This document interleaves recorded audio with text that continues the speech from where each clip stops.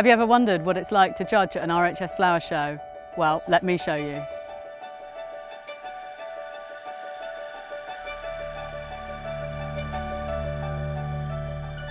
My name's Charlotte Harris and I'm one of the 50 accredited RHS Flower Show judges. And I'm also a designer and I've made a number of show gardens, so I know exactly what it feels like to be judged. The RHS stands for world-class horticulture, and it's really here at the shows that comes to life.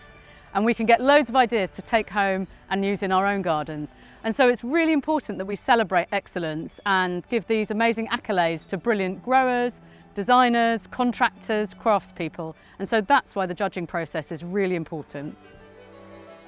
The judging process is structured and it's rigorous, and most important, it's transparent.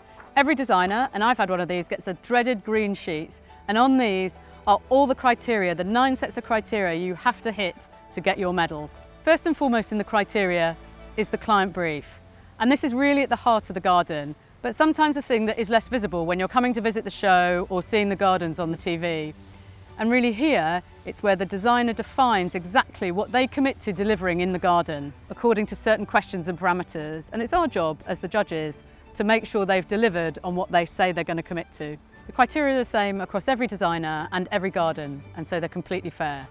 What's the ambition of this garden? Is it original, creative, ingenious? What's the attention to detail in this garden? And these are those little moments that set it apart. So look out for gardens, for example, where they've collected the leaf litter and scattered it under trees to make it feel like it's something that's been there for ages. What's both the 2-dimensional experience and the 3-dimensional experience of this garden? Is it fit for purpose and functionality? Does it feel right? Do you move around it well?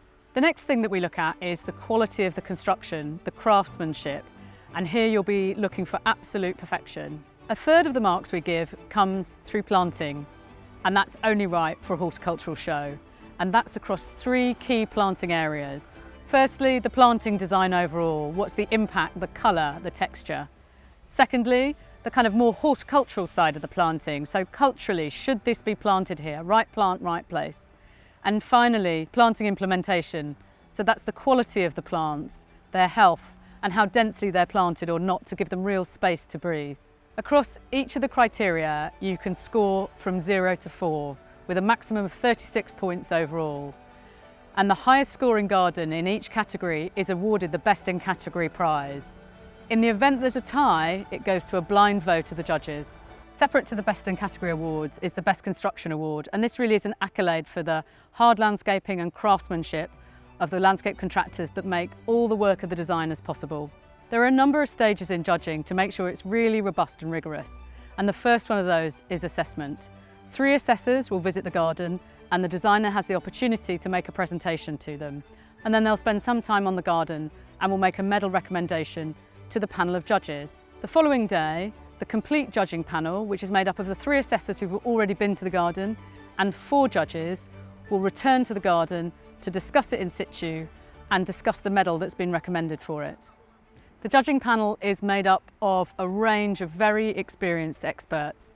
They might be horticulturalists, they might be designers, they might be contractors, and they're there to give a fully rounded view and analysis of the garden. The third stage of judging is moderation. And at this point, all the judges meet together to discuss the medals for the gardens. And it's really here that the highest scoring gardens are decided for Best in Category, or there's a vote where they've come equal. And then the moment that everybody is waiting for is the awarding of medals, which is made by the judging team, the senior RHS leadership and the press. And I can tell you that having been on the other side of that, it's a really anxiety-filled moment when you're not quite sure what you're going to get. After the medals are awarded, it's the last piece in the judging jigsaw, and that's to give feedback to the designers. So the chair of the judges meets with each designer and shares with them the things that the judges particularly liked about the garden or where there were opportunities for improvement. So that's a little bit more about RHS show judging, and I hope you found it interesting. So if you're visiting any of the 4 shows across the season or enjoying one of the 100 or so gardens at those shows, you'll understand a little bit more about the judging process.